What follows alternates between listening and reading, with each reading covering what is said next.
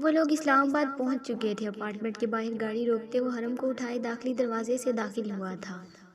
जैनब ने उससे मिलते जल्दी से हरम को गोद में लेते चटाचट प्यार किया। फुप्पो हरम उसके गालों पर दोनों हाथ रखती प्यार से बोली तो जैनब सदके वारी जाते उसे खुद में भीग गई थी। मेरी जान, मेरा बच्चा, फुप्पो सदके अपनी बेटी के। निमरा सनाया बेगम से मिल रही थी। जैनब को मुकम्मल तौर पर वो नज़रअंदाज करती बैठ गई थी। मुलाजमा उनके सामने जूस रखती वापस जा चुकी। जैनब ने उसकी नज़रअंदाजी से परेशान होते घबराते ताबिश की जानिब देखा, जो आंखों से उसे तसल्ली देता, उससे बात करने का कहता। हरम को लेकर सनाया बेगम के पास बैठ गया था। निमरा जैनब से मुकम्मल बेनियाजी बरतते एक जानिब बैठ गई थी और सनाया बेगम से मुस्तफ़ा और आबान की गैर मौजूदगी के बारे में इस्तफसार करने लगी। बेटा, वो आबान बेटे को बहुत तंग कर रहा था कि उसे बाहर जाना है, इसीलिए आबान को जाना पड़ा। वो उसे बताती हरम को गोद में लेती प्यार करने लगी और मुस्तफ़ा के बारे में सोचने लगी थी, जाने वो हरम को देखकर कैसा रिएक्ट करे। भाभी कैसी हैं आप? जैनब उसके करीब बैठती होंठ काटते बोली। चेहरे पर परेशानी के तासुरात वाज़ेह हो रहे थे। निमरा ने उसे जवाब देने की बजाय टेबल पर गिलास रखते चेहरे का रुख दूसरी जानिब कर लिया था। आंटी, वॉशरूम कहाँ है? बेटा, दोनों रूम्स में है, आप जहाँ जाना चाहती हो चली जाओ। सनाया बेगम नरमी से जवाब देती जैनब की जानिब देखने लगी थी, जो बिल्कुल रोने वाली हो गई थी। उसकी सर्द मेहरी को देखकर जैनब को रोना आने लगा था। अपनी आंखों में दर आने वाली नमी को आंखें झपकते रोकते वो उसके पीछे गई थी और निमरा को मुखातिब किया। भाभी प्लीज़ ऐसे ना करें, मुझसे बात करें। जैनब को उम्मीद थी कि वो नाराज़ होगी, लेकिन इतना उसने सोचा ना था। तुमने आज बता दिया मुझे कि मैं सिर्फ तुम्हारी भाभी हूँ जैनब, मैं कभी तुम्हारी बहन नहीं बन सकी। तुम ये अच्छी तरह से मुझे बावर करवा चुकी हो, इसलिए अब दोबारा मुझे आप ही ना कहना। जैनब उसकी बात पर मेरा आप दोनों के अलावा और कौन है, और मैंने आपको शुरू दिन से अपनी बहन कहा ही नहीं, माना भी है। वो अपनी सफाई पेश करते बोली थी। निमरा उसकी बात का तमस्कर उड़ाते गोया हुई। तो फिर ये सब क्या था? अगर मैं तुम्हारे करीब होती तो क्या तुम मुझे अपना दुख ना बता? लेकिन शायद तुमने मुझे अभी तक माफ़ ही नहीं किया था, इसलिए तो एक पल में पराया कर दिया। निमरा लहजे में नमी लिए बोली थी। वो उसकी बात से नफ़ी में सर हिलाने लगी थी। ऐसा नहीं है, मैं बहुत मुश्किल में थी। ऐसा नहीं है, मैं बहुत मुश्किल में थी। रोते बलकते अटकती वो बोली थी। उसे रोते देख निमरा उसके करीब हुई थी। जैनब प्लीज़ रो मत, आई एम सॉरी, मेरा मकसद तुम्हें तकलीफ़ देना नहीं था, मुझे बस दुख हुआ था कि तुम क्यों इतना सब बर्दाश्त करती रही। निमरा ने भी रोते उसे साथ लगाया था, तो वो एक बार फिर जब्त खोते फूट फूट के रोने लगी थी। मेरे साथ ऐसा क्यों हुआ? मैंने कभी किसी का बुरा नहीं चाहा, तुमने क्यों हमें कुछ ना बताया? जैनब क्यों इतनी तकलीफ़ अकेले बर्दाश्त करती रही? मेरी जान, तुम जानती हो, जब मुझे पता चला तो मुझे लगा मेरा दम घुट जाएगा। मुझे अपना आप उस वक्त गुनहगार लगा था। मुझे इस सब का कसूरवार अपना आप लगा। निमरा उसे खुद से लगाए रोने लगी थी। ताबिश जो आबान की आमद का बताने अंदर दाखिल हुआ था,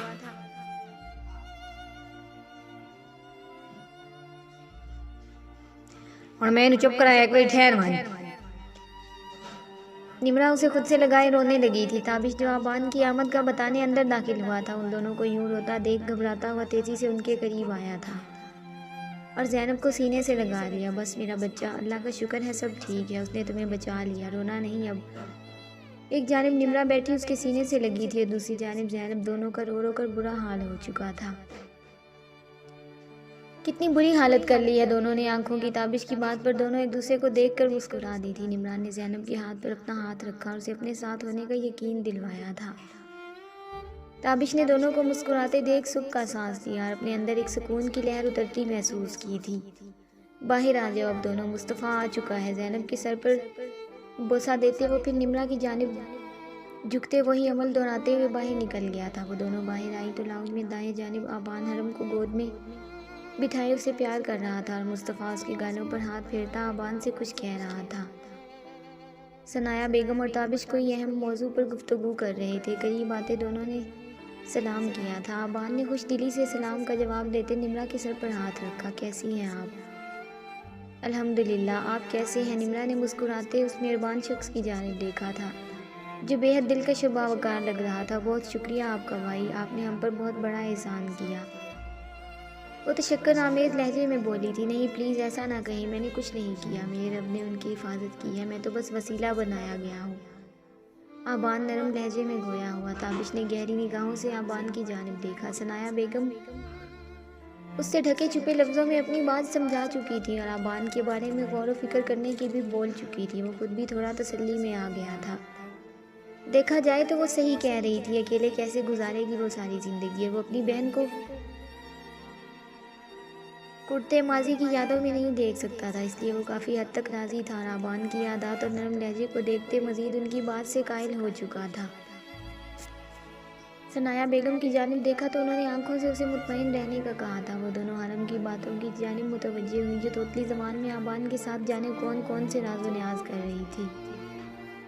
और आबान उसकी बात पर मुस्कुराता उसके हाथों को बार बार होंठों से लगा लेता। जाने ये मंजर इतना दिलकश था या ज़ैनब को लग रहा था। उसके खूबसूरत चेहरे पर इस वक्त आसूदा सी मुस्कुराहट ज़ैनब को बहुत प्यारी लगी थी। उसने दिल में उस इंसान के सदा खुश रहने की दुआ की थी।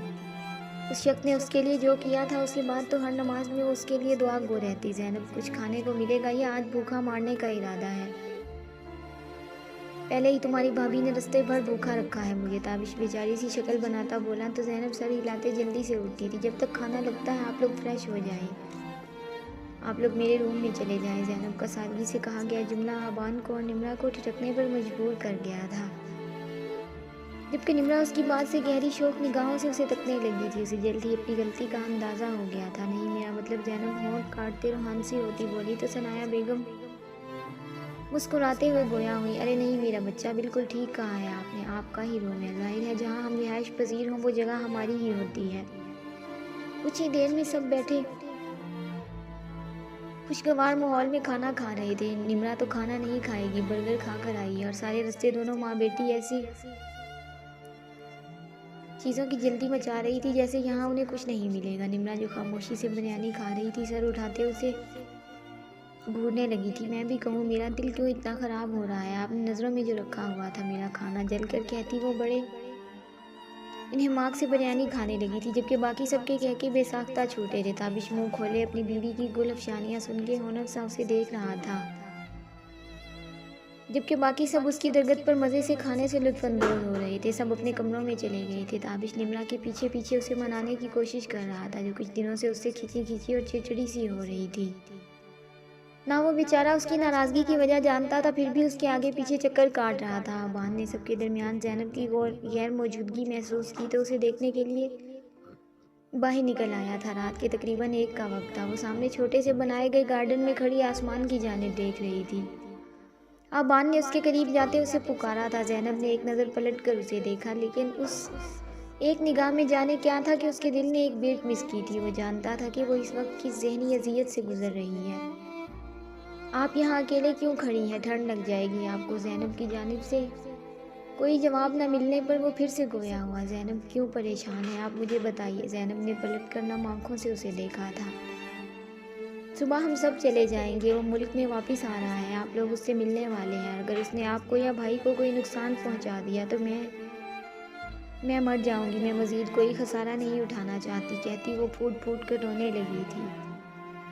आबान ने उसकी दगरगू हालत देखकर उसे लब भींजे देखा था। ज़ैनब यहाँ देखो मेरी जानिब। उसने अपनी नम आंखों से उसकी जानिब देखा। उसकी आंखों में छुपी बेचैनी, अजियत, खौफ उससे छुपा न रह सका था। ये सोच उसकी जान लेने के लिए काफ़ी थी कि वो शख्स फिर से यहाँ मौजूद होगा। उसका दम घुट रहा था। ज़ैनब आपको हम पर क्यों नहीं यकीन, हमें कुछ नहीं होगा और आपका मुजरिम आपकी आंखों के सामने आएगा। बस हमारे लिए दुआ कीजिए और यूँ रो कर ना खुद को हल्कान करें ना मुझे, आबान ने नरमी से उसे कहा था। एक बार फिर वो सामने खड़े अपने मसीहा को देखकर रो दी थी। मेरा खुद पर इख्तियार नहीं, मैं नहीं रोना चाहती, लेकिन वो शख्स मुझे ऐसा ज़ख्म देकर गया है जिसे मैं जितना सीती हूँ वो इतना ही उधरता जाता है। रोते हुए उसकी हिचकियाँ बन गई थी। वो कैसे न उसकी तकलीफ से वाकिफ़ होता। वो खुद भी तो इस अज़ियत भरे लम्हे से गुजर चुका था। वो तो खुद टूटा बिखरा था, उसकी तो अपनी रूह छलनी थी। उसने एक तवील सफ़र तय किया था। आबान चौधरी को बेखुद उस पर तरस आया था। वो नहीं जानता था कि अपनी कैफियत को, लेकिन वो उस इंसान से ज़रूर पूछना चाहता था आखिर क्यों उसने इतनी प्यारी लड़की को दुख दिया। उसके दर्द तकलीफ़ पर जाने क्यों वो खुद तड़प उठता था। वो नहीं जानता था कि ऐसा क्यों है और ना सोचना चाहता था इस बारे में। एक अरसा उसने खुद को अजियत और तकलीफ़ की भट्टी में जलाया था। जुदाई के वो लम्हात याद करते आज भी उसकी रूह लरज़ जाती थी। उसने सख्ती से अपनी आंखों से निकलने वाले आंसू को रगड़ा था। मुझे लगता है मैं ही मनहूस हूँ, मेरी वजह से सब खराब हो रहा है। अभी वो मजीद कुछ बोलती,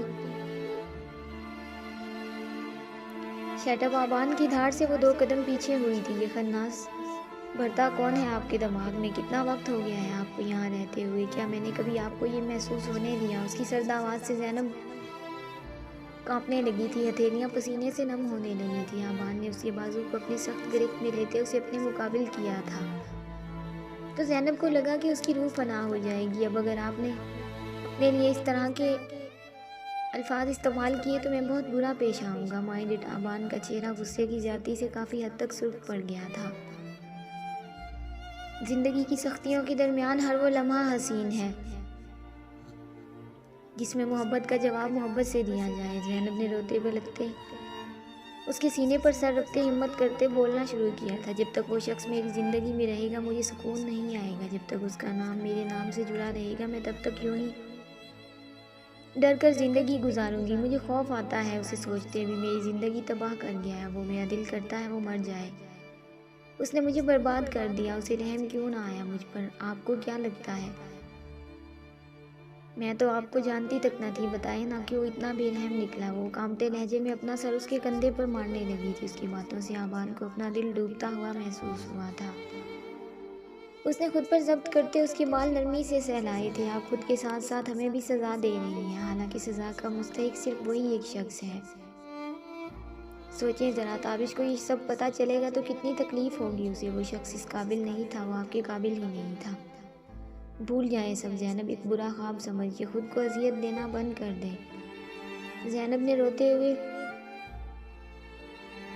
उसकी शर्ट को अपनी मुट्ठियों में दबोच रखा था, जैसे उसके दूर जाने का खदशा हो। मुझे लगता है वो आकर मुझे सबसे दूर कर देगा। उसका दिल किया था कि वो शख्स उसके सामने आए और उसे भून कर रख दे। ऐसा कुछ नहीं होगा जो आप सोच रही हैं, सब बेहतर होगा। आप बस एक बार मुझ पर एतबार करके देखें। अब प्लीज़ रोना बंद करें, आपके आंसू मुझे तकलीफ़ देते हैं। ज़ैनब को अचानक अपनी गलती का एहसास हुआ तो वो शर्मिंदा सी होती पीछे हट गई थी। गुलाबी चेहरा आंसुओं से तर था। कुछ रोने और कुछ उसके इतना करीब होने के एहसास से उसने सांस रोक के दुपट्टा मुट्ठियों में जकड़ा और वहाँ से भाग गई थी। पीछे आबान ने अपनी सुर्ख आंखों से उसे अंदर तक जाते देखा था। अब ख्यालात ऐसे थे कि सब दुनिया जहान से बेगाने होके सो रहे थे। अब हालात ऐसे थे कि सब दुनिया जहान से बेगाने होके सो रहे थे, उन दोनों के सिवाय उन दोनों के जो उल्लुओं की तरह जाग रहे थे। आबान सोफे पर टांगे फैलाए लेटा हुआ था, जबकि ताबिश उसके करीब छोटे सोफे पर आना तिरछा लेटा था। उसकी दुहाइयाँ अरूज पर थीं। यार भाई, ऐसे तो कोई दूध में से मक्खी को भी नहीं निकालता जिस तरह मेरी बीवी ने यहाँ आकर मुझे कमरे से निकाला है। आबान को हंसी आ रही थी। वैसे एक बात बताएं भाई, क्या फ़ायदा आपको इतना बड़ा बिजनेस चलाने का जब रहना 2 कमरों के अपार्टमेंट में है? क्या क्या सोचा था कि आज रात सुकून से लेटूंगा, नींद पूरी करूंगा, लेकिन किस्मत में सुकून कहाँ था। आबान ने लब दबाते उसे देखा था, क्योंकि मैंने ये अपार्टमेंट ख़ास तौर पर अपनी बीवी के लिए बनवाया था और मैं नहीं चाहता था कि कोई भी आकर हमारी प्राइवेसी डिस्टर्ब करे। उसकी बात सुनते ताबिश ने दांत पीसे थे। लो भला, ये भी कोई बात हुई? अब पड़े रहें आप भी बाहर ठंड में मेरी तरह। एक तो ये कंफर्टर मुझसे उतर जाता है बार बार और कभी मैं खुद नीचे गिर जाता हूँ। आबान ने उसे घूरते हुए कहा, इतना भी छोटा नहीं है, तुम्हें एडजस्ट करना नहीं आ रहा। मुझे देखो, मैं भी तो लेटा हुआ हूँ सोफे पर ही। अच्छा, सुबह ने जल्दी यहाँ से रवाना करना है। सलमान का फ़ोन आया था। सेठ की उससे दोबारा बात करवाई है, जिसके मुताबिक कल हसन की 1 बजे की फ़्लाइट है। जैसे ही वो एयरपोर्ट से बाहर कदम रखेगा हमारे आदमी उस पर हमला कर देंगे। सेठ की हालत काफ़ी ख़राब है, ज़ख्मों में मादा बढ़ गया है। उठने के तो वो पहले ही काबिल नहीं रहा था, अब उसकी ज़बान भी लड़खड़ाने लगी है। अभी उसकी हमें ज़रूरत पड़ सकती है, इसलिए सलेमान को कहा है कि उसकी मरहम पट्टी करवाए। आबान ने संजीदगी से उसे सारी बात से बाखबर किया तो ताबिश के चेहरे पर पहले जैसी नरमी कहीं दिखाई ना दी थी। उसकी जगह हद दर्जा सख्ती दर आई थी। जारी है दोस्तों, उम्मीद है आपको वीडियो पसंद आएगी। अगर वीडियो अच्छी लगे तो इसे लाइक और अपने दोस्तों के साथ शेयर लाजमी करें। और अगर आप मेरे चैनल पर नए हैं तो चैनल को सब्सक्राइब करें और साथ में लगे घंटी के बटन को ज़रूर दबाएं, ताकि हर नई वीडियो का नोटिफिकेशन आप दोस्तों तक सबसे पहले पहुंच सके। मिलते हैं नेक्स्ट एपिसोड में, तब तक के लिए अपना ख्याल रखें और दुआओं में याद रखें। अल्लाह हाफिज़।